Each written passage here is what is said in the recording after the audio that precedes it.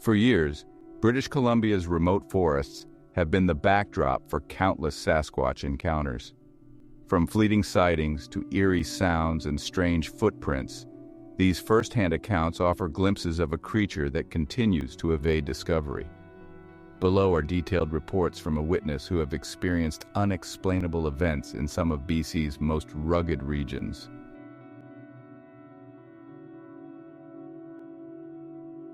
Submitted by witness on Saturday, January 22, 2011. Man recollects multiple encounters from 1970 to present near Kootenay, Chadsey, and Davis Lakes.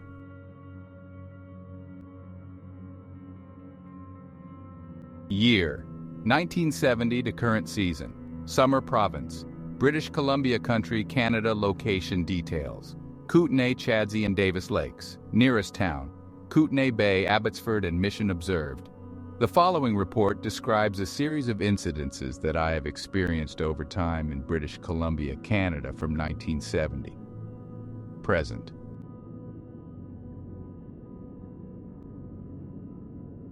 Even though I now recollect a lot of what has happened to me, I had forgotten some of the earlier activity and had dismissed the rest as an interesting yet odd set of occurrences.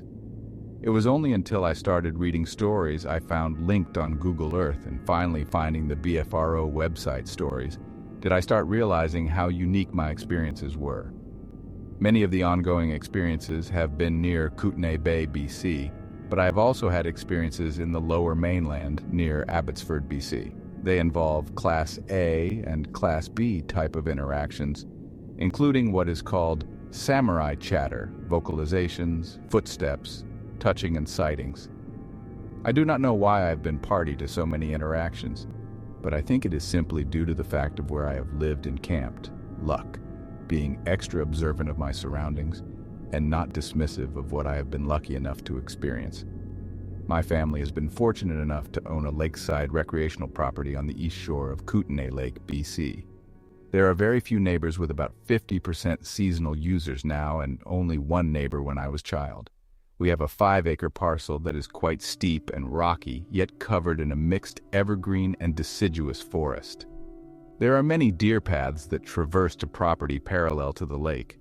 Many rocky outcrops, fallen trees, and dense undergrowth are present in the moss-covered understory.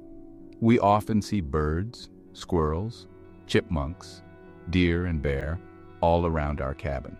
A lifetime of exposure to this environment has given me the ability to recognize, through sight, etc., and decipher, through deductive reasoning and use of my senses, what animals are near, as well as a reasonable understanding of animal behavior.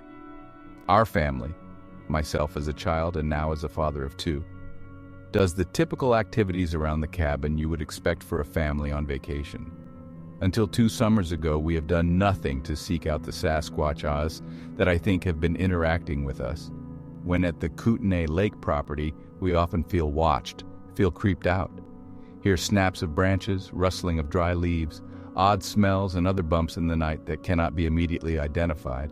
But most are more than likely explainable and ordinary, even if unusual. I am only sharing those experiences that stand out, and even though I am unwilling to venture an opinion of the relatively ordinary sounds and feelings, I'm confident that the incidences I share here are not the only times these creatures have been in my vicinity, and it is only their stealth and intelligence in combination with my own lack of observation and sensitivity to my surroundings that have let them remain undetected most of time. I provide this information without bias or for any gain. 1970, Kootenay Bay, British Columbia. This sighting is the first of a series, story 1 of 7, of interactions I have had on this property and elsewhere, each of which I will also report on independently. For clarity, it should be noted that we used to own more property in the Kootenays. The K-Bay property was subdivided, and we sold the main portion of the upland section of the property so we could keep the lower lakeside property as a summer retreat. After we moved from the house and before we subdivided and sold it, we rented the house out during the off-season. The activity I have experienced in the Kootenays took place in a very tight geographical area, approximately 220 m/755th diameter circle, about a 9-acre site. I was about 3 years old. It was spring, and we were at our Kootenay Bay house checking on it after renters had left it. I was ahead of my brother by about 20 feet. He is a couple years older than me, and a few feet behind him was my father and oldest brother. He would have been in late teens. We were walking from the house through an overgrown and unused vegetable garden to the pump house. The pump house was about 20 feet from the southern edge of the garden, and partway down a gentle slope to the shallow, heavily overgrown, mixed forest gully. When I got near to the southern edge of the garden, I looked for the pump house to get my bearings. I expected to see a 4-by-4-foot white building about 8 to 9 feet high at the peak. I should have been able to see the top 3/4 of the building from where I was standing. Instead, all I could see was this incredibly large figure blocking out the entire building. It was standing directly in front of the pump house, facing me. As an innocent child, I was not afraid, and my first thoughts were that my father was wrong about the pump house color, and it was black instead of white. I cannot provide much detail about the figure other than the size, color, and shape given my age at the time and my recollection of the facts. With all this considered, I would say that it had to be at least 4 feet wide at the shoulders, approximately 8 to 9 feet tall and black or dark brown with no visible discernible bare skin. At no time was I afraid. I believe it paused when it saw or heard me coming down the path, and it was simply curious. After I saw it, I turned around and walked a few steps towards the others and asked, where had the shed gone? We walked to the shed, and the shed was still as I described earlier. We discussed bears. It was not a bear. Even though it took only a few moments for us to get down to the pump house from where we were, it had moved on, silently and without leaving a trace. I remember looking at the hardened, damp soil of the pathway and listening for sounds in the forest.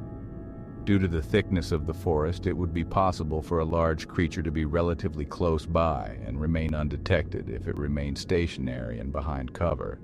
Although my father appeared concerned about what I saw, it was not any threat and was soon forgotten.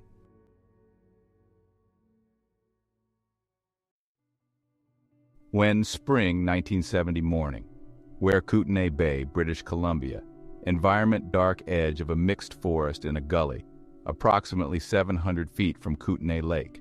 1975, Summer Kootenay Bay, British Columbia, Story 2 of 7. Series of events.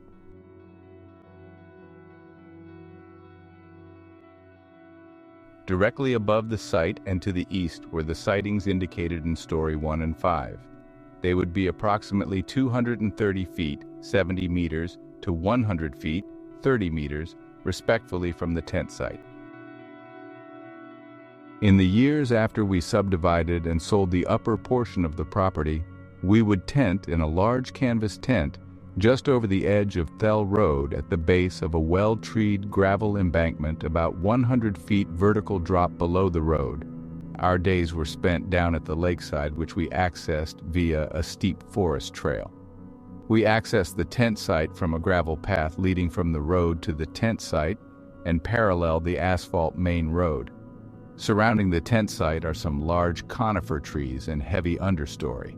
From the tent site to the lake, there are as much as 3 game trails traversing the slope. There is also a grassy understory on the slope directly in front on the tent site that deer like to use. In this case, we had 7 members of our family in the tent, my parents and 5 of the 6 brothers and sisters. I recall waking up on occasion to hear heavy footsteps on the gravel near our tent. I recall them being the same cadence of a bipedal creature. I also recall telling my mother, but she dismissed it as a dream or a small creature scurrying around the site. I'm sure that was her attempt to keep the situation from getting out of hand and to keep her emotions in check. She certainly did not think about any large animals hanging around, and did not want us kids thinking about it either. On another night, the entire family heard. Again, in the middle of the night, we were all awakened by the footfalls, and I recall the confused discussion of what it could be.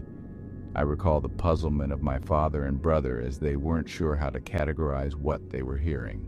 The discussion discounted all 4-legged creatures, wrong cadence and weight to the footsteps. They were left with the unlikely and unconvincing theory that it was one of my older brother's friends from years past trying to wander through the night to find them. This was proposed as the solution, even though no one had contact with any friend from the area for years. I do not recall any follow-up investigation or any results of one if there was an investigation. I do know, however, that there are a couple of trails through the trees and up the gravel embankment that would provide access to the road not far from the tent site. During this same visit, I was touched through the tent. Even though I was the youngest, or perhaps I was the youngest and too innocent to know better, I slept up against the far back corner of the tent. This corner would have been the farthest corner from any of our daytime activity, the tent door and trail.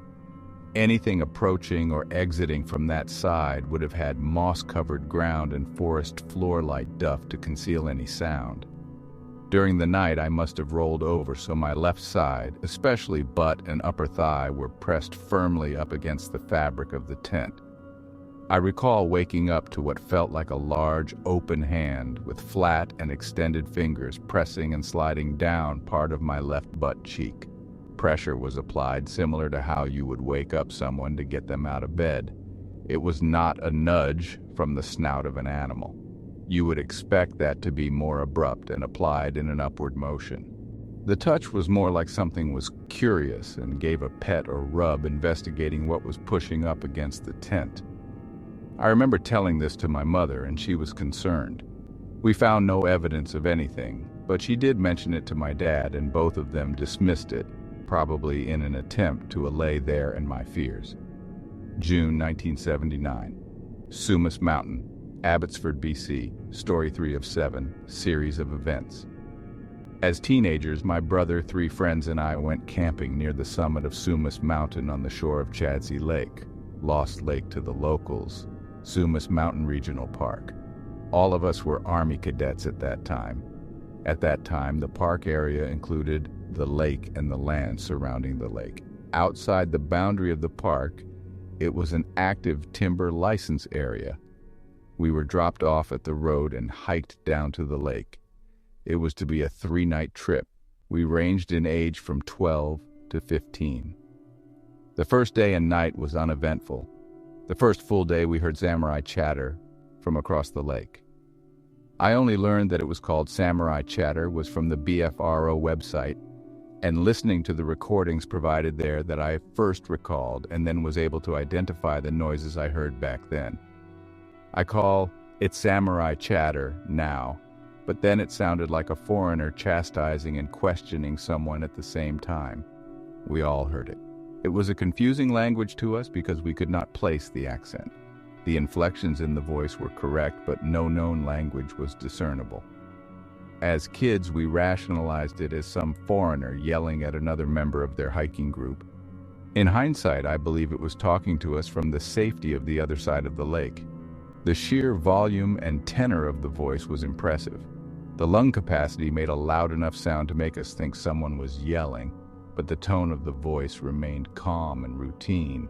This contradiction made categorizing who or what making the noise hard to determine. We had no point of reference known to any of us to compare the sounds to. As a result, we simply thought it was some foreign hikers. We first called out to them in answer to their calls. I say there, but we really were unsure of how many were there. In retrospect, I suspect it was just one. We had no recognizable response as I recall, but the lack of response piqued our interest and deepened the mystery. We did call out a questioning "hey" or something similar, and there was further chatter, but the response, if it was a response to us, did not fit our call. It was then, as it is now, reasonable to expect people to respond directly to our calls. We felt it was time to take further action. As Army cadets, we quickly came up with the approach of a 2-pronged reconnaissance, with each group approaching the sounds from opposite sides of the small lake. We quickly closed on the vicinity of the sounds and discovered nothing. It was gone. To our surprise, the opposite bank had a clear understory once you got away from the immediate edge of the lake. We could see a fair distance and would easily be able to see someone you had hiked or jogged from that spot.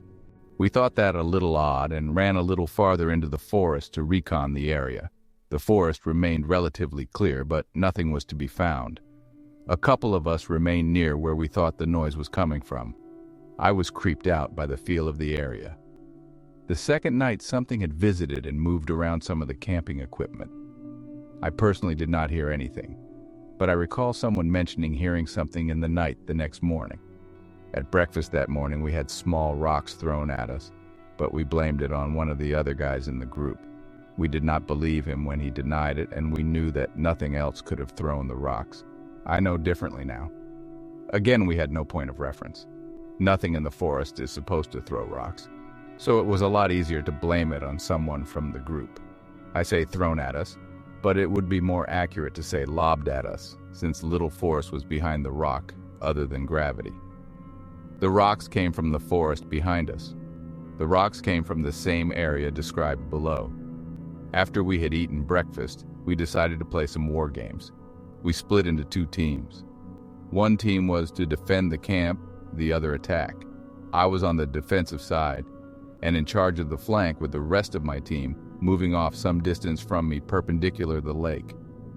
I took up a position upwards to 50 feet from the camp and kneeled down in the thick fern understory with my head down.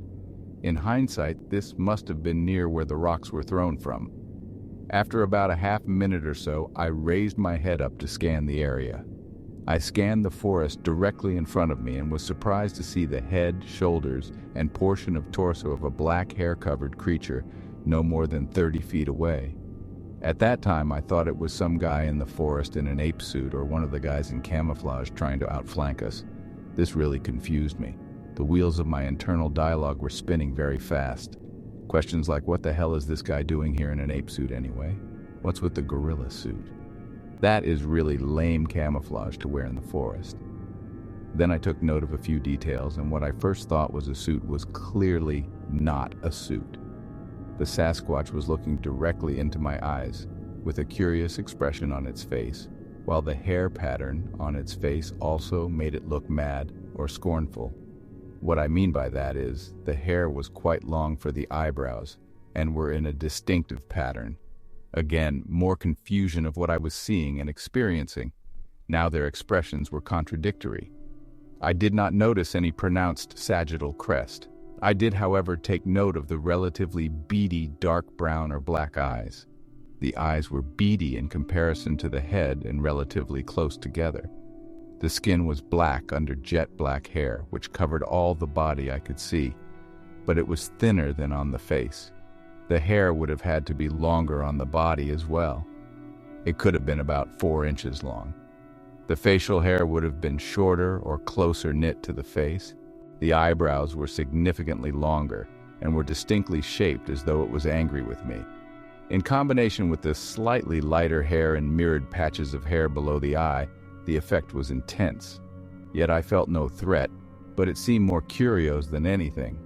All these thoughts and observations came within a couple of minutes. Almost robotically, I raised my rifle.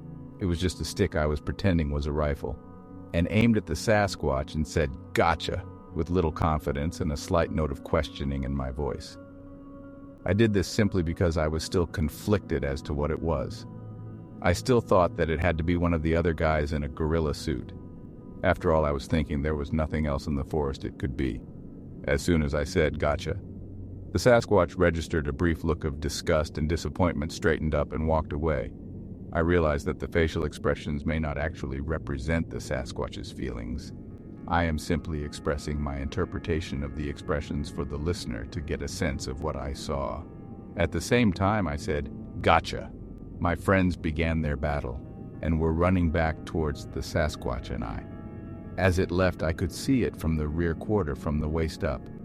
As it turned to leave, I said, "Hey, I got you again," but it did not react. I think it left because my friends were coming and not because I was pointing a stick at it. I got up in pursuit of the Sasquatch. Half of me wanted to say to my friend that you are cheating because I had got him, and other half was curious about what I had just seen. I got to the area where it had been, but it was gone. A few things struck me as odd. One, the forest was much clearer in that area.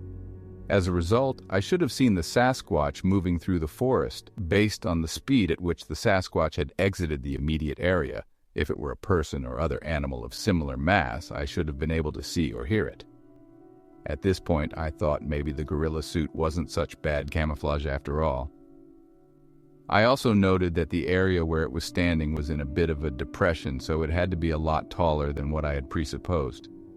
Further, as I continued in pursuit, I had an overwhelming feeling that pursuit was an incredibly bad idea.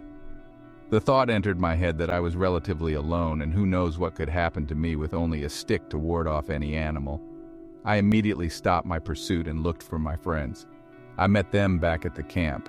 My head was reeling from my experience. I wanted to see if one of them was wearing a gorilla suit. No one had anything on them. I relayed my story to them, and we all went out to look if there was any evidence. Nothing was found. We ran into 2 other people coming down the trail in the vicinity of the sighting, and they also saw nothing. The last night was cold, and it rained in the night. We packed up and left for our rendezvous pickup at the trailhead without further incident.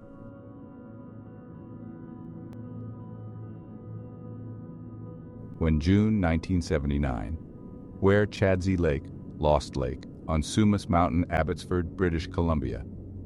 Environment mixed forest near the edge of the lake, but not on the shore.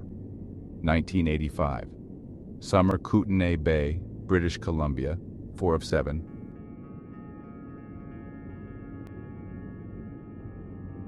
It was the afternoon of a hot summer, and my brother and I were down by the lake at our summer cabin. This cabin was very remote at the time, with only our old house to the east, with a few neighbors to the southeast along the road and south along the lake shore.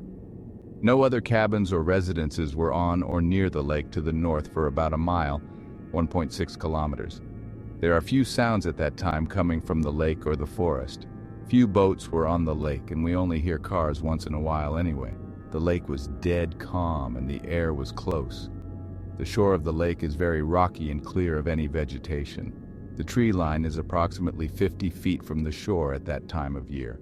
The water level is controlled by a hydro dam, thereby exposing a fair amount of shoreline as the summer progresses. The forest is at least 100 years old, and a mix of cedar, hemlock, pine, and fir trees. Only the occasional birch or other deciduous trees are located near the tree line.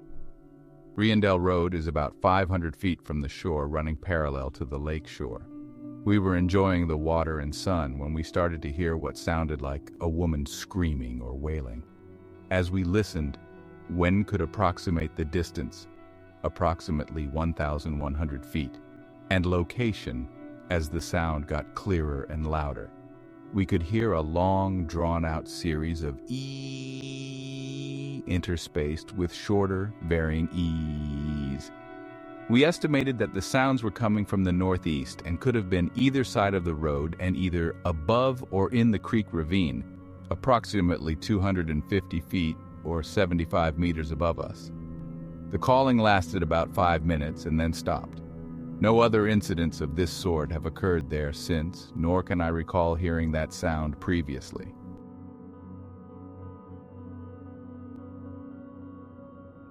When 1985 summer afternoon, where Kootenay Bay, Lakeshore, environment mixed evergreen forest.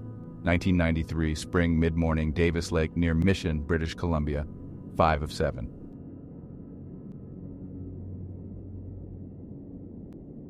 My friend and I were fishing on the edge of Davis Lake during the spring breakup of the ice. Ice was still on the lake, but away from the shore and rather thin. The lake is located northeast of Mission and east of Stave Lake. There was a small recreation site accessed by car at the time. There are steep mountain slopes on the west side of the lake right to the lake edge. The east side of the lake has higher mountains, but the slope on that side of the lake is less extreme. We were fishing from shore on the southeast side of the lake and facing northwest. A creek and waterfall are in the immediate vicinity. From that location, the small mountain dominates the view with the north shoulder of the mountain and saddle to our right front. We could see somewhat into the forest, since the leaves had not yet come out on the deciduous trees. The shoulder and saddle is a short distance from the south end of the main body of Stave Lake. By all accounts, a rugged and remote area with a long history of Sasquatch sightings. As we were casting, we started to hear heavy, slow footsteps coming from the shoulder of the mountain. It was hard to determine the exact location, but we estimated the noise was coming from where the shoulder met the lower bench, the saddle, but definitely on the mountain slope. At first, the sounds were steady and paced. I knew the sounds were unusual, but tried to relate them to known causes first. At a certain point, the footsteps seemed to get deliberately louder, almost as if someone was stomping to get our attention or scare us. When we looked up, however, we could see nothing, and the footsteps would stop. I think it didn't expect to see us there at that time of year and was heading toward one of the nearby ravines it wanted to use to get elsewhere. Due to the angle of the mountain slope and our position on the lake shore, the creature was approaching nearly straight towards us, yet on the other side of the lake. At one point, it stopped and changed tactics. In addition to stomping, there was a loud crack of a small tree or large branch breaking. We would look up immediately and see nothing. All the noises were odd enough, but it was really unnerving to have something very large approach, purposely change behavior, in my opinion, to intimidate us, and remain undetected. It had to know when we were going to look up. That meant it had to have excellent eyesight and observed knowledge of human behavior. It was playing with us, but not in a playful manner. It also had to have strategized to be in or near cover when it made the noises, stomping and or breaking wood. I have a theory about this that I will share below, so it could duck down. It also could have been crawling along the ground already instead of having to duck. This would not explain the stomping. When we looked, we saw no evidence of any trees moving from a break. The apparent size of the break, the viewing conditions, and the proximity of the sound should have made it easily discernible. Any known large animal doesn't really care if it is seen, and we expected to see a tree swaying, log rolling, or animal clamoring around from a routine break. We saw no disturbances we have become accustomed to from activity, and observed behavior from other known creatures. I figured there had to be at least 4 breaks, too many to be a coincidence and too many to have no evidence of the cause. Of the animals known to roam the area, few, if any, could make the heavy footsteps. Maybe an adult moose, but I have never seen one anywhere near the area. A black bear could have made the breaks as it went through the forest, but we would have spotted them with ease. It continued to approach using the same tactics. We started to hear it approximately 3,000 feet, 900 meters, from our position. When we decided to vacate the area, it was no further than 600 feet, 180 meters, from our front left flank. It was the thought of it outflanking us that made us decide to leave. The speed of its approach, the warning noises, proximity, lack of identification, and obvious size added to our concern. The tipping point was that it was rapidly approaching the end of the lake, and there were precious few obstacles between us and it. We did not leave the entire area, though. We walked up to the waterfalls located near the end of the lake all the time, looking into the forest for any sign of movement. The noises stopped as we picked up our stuff and left the lake edge for the waterfall.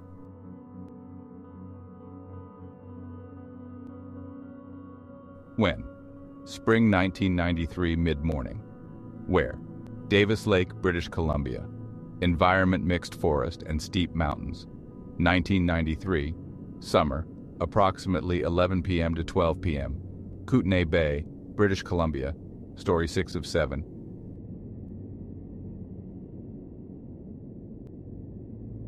Note: I use we when facts were corroborated later through discussion with all involved.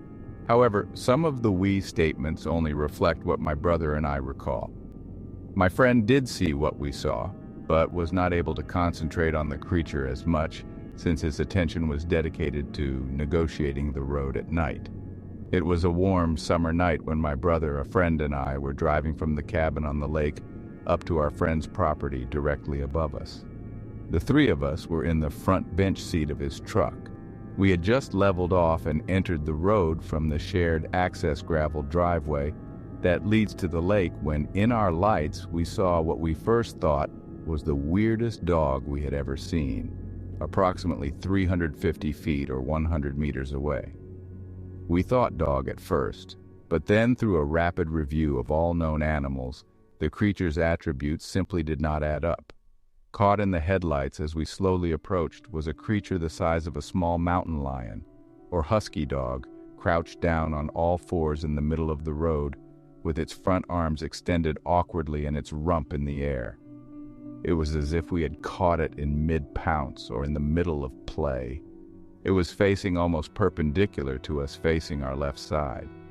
As we turned slowly in the road, the headlights passed from the butt past the head as we moved down the road and negotiated a slow turn in the road. Although we could see the entire body from the outset, the direct beam of the headlights allowed us to focus on specific parts of the body while taking in the entire body size, shape, and color. The hair was probably black, and we could see through some of it on the flanks and under the left arm. As we ran through its varying attributes, purely an internal dialogue, we quickly determined the lack of a tail. I suppose one could have been there, but none was evident from the exceptional angle we were viewing it from. However, our view could not exclude the possibility of a tail of some description located very low on the creature's rump. It is highly unlikely, though. We also noticed the disproportionately long legs of the creature. The legs were straight and not bent as one would expect if the creature was readying itself to pounce. The rump appeared to me to be bony or lumpy from the bone structure.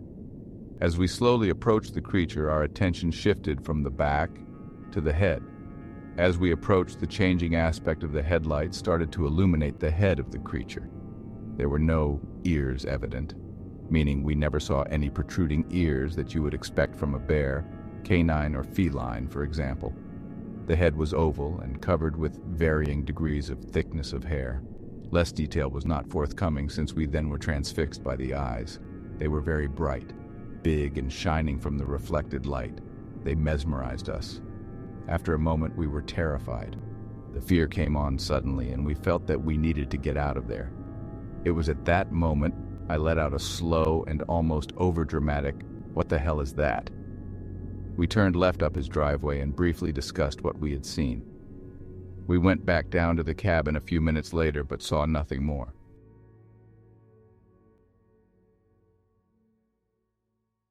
Winter-summer 1993, Nightwear, Kootenay Bay, British Columbia. Environment dark, mixed forest either side of the road approximately 700 feet from Kootenay Lake and 160 feet, 50 meters, from the first report. 2009 summer night and near dawn, Kootenay Bay, British Columbia. Story 7 of 7.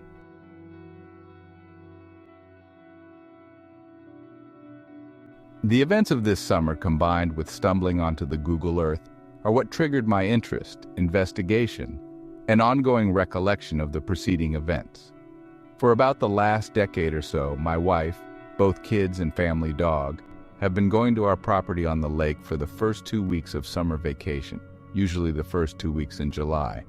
Since I was a child, I have been coming to the property every summer. Through this time, there has been an increasing amount of development and clearing of land near our 5-acre parcel. What was once the last parcel on this stretch of the lake, it is now just one of a string of properties that stretches for a few miles. Whereas development has stretched down the lake, the development upslope from the lake has only added one house, although this last house has only arrived in the last couple of years. Development has been steady in spurts, with more development in the late 90s and just this last year. In 2008, my family and my brother's family were at the cabin. Some unusual events we all encountered that on their own were dismissible, but when considered in combination made me wonder what was going on. It was these events taken in combination with various unexplained events over the years that eventually made me investigate. Oddly enough, we had talked about Sasquatch from time to time over the years, but I had never connected the dots. Even though the events of 2009 were less significant than the other events, and that I did recall the 1993 sighting of a juvenile and the brief sighting in 1970 when I was a child, all the other experiences were buried in my subconscious. During this vacation, there were cracks in the woods that were uncannily timed for the instant we would step outside, or if we were already outside, it would be when the dog approached, or we looked in a certain direction. Our dog would investigate, but return very docile and sheepish, and rather unwilling to investigate further odd behavior for him. Each time this would happen, it would be a single crack, and if I might venture a little further into the strange, the crack always seemed to be the same. When I say each time, I mean through the history of all my experiences written down here and others I have not deemed worth mentioning.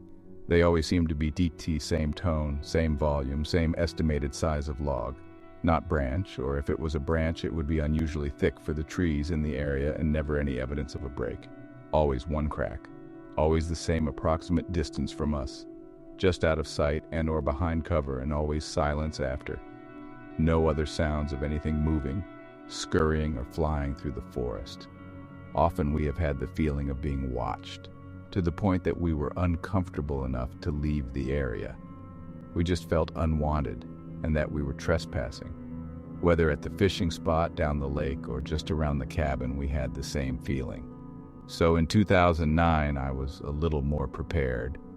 I had visited the BFRO website and read a lot and learned a lot. I visited a few other sites as well. I particularly liked the sighting layer that has been in different forms on Google Earth.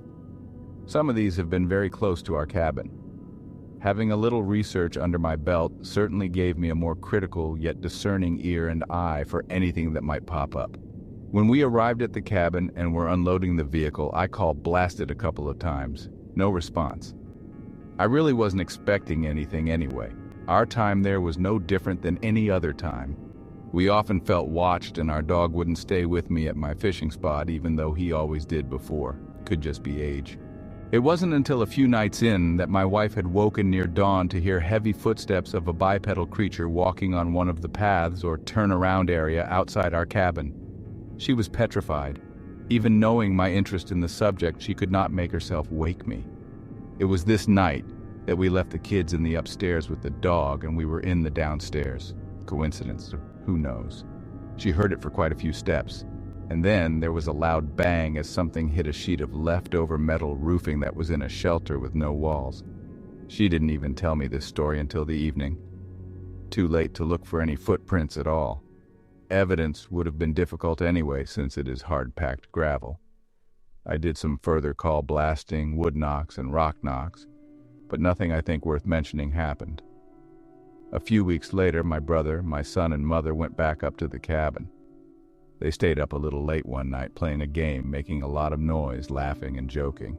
At one point, they were heading out for a pee. It's the forest, you take a stroll and take care of business. As soon as they opened the door, they heard a crack in the forest in the same place we had heard a crack for years. They delayed their trip into the forest for a while and brought out the flashlights and dog. They phoned me and told me about it right after, partly for my interest and partly to reassure my son. On the same trip, my son woke up in the middle of the night to the sound of heavy footsteps behind the main building and where my brother was sleeping. He heard it pace back and forth, approaching, then receding from the window beside my brother's bed. They looked the next morning for any evidence, but hardened gravel reveals little. There are many theories that can be reinforced about Sasquatch behavior through this series, and maybe some new ones postulated. I am not a scientist, but have a scientific mind. They do seem to like to return to certain areas, perhaps to raise their young. Just as easily, they could be in the same area all the time, and the training and behavior of the young tend to make them more detectable. It seems that they like to use dark wooded gullies or ravines, as well as other dark wooded areas as highways.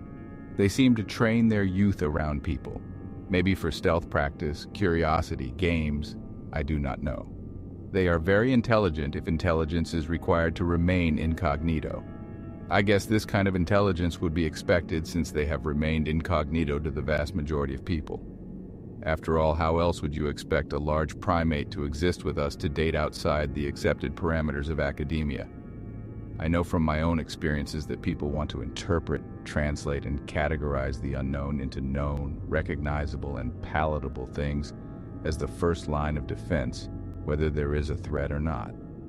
I am left with the theory that Sasquatch may be able to mimic limbs breaking in order to warn and intimidate us, while at the same time distract us so we look away from or go away from other areas. This could be to protect their young and/or protect themselves. It is certainly an effective tool in achieving that end, intended or not. In retrospect, I have heard these breaks at different locations with a known personal history of Sasquatch interactions. I think we have to at least entertain some of these ideas in order to help understand them. There is some sand bushman in Africa that uses a series of clicks and pops to enrich their language. Would it be a huge stretch for a Sasquatch to do so? In 2010, we did vacation there and was equipped with a DVR and night scope. But either due to the unusually cool spring and early summer, or that they had gone through a child-rearing cycle, no activity was detected. At no time did we even feel anything watching us. Sadly, it is unlikely that we will be able to hold on to the property for much longer, hopefully 2 more summers. As such, many of our opportunities to interact will be lost.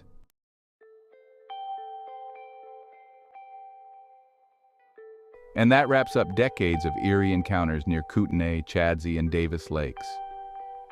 Whether you're a believer or a skeptic, the stories leave us wondering what's truly out there in the deep, uncharted wilderness. If you enjoyed this dive into Sasquatch lore, please like the video and subscribe for more mysterious tales and encounters. Thanks for watching, and remember, stay curious and stay safe.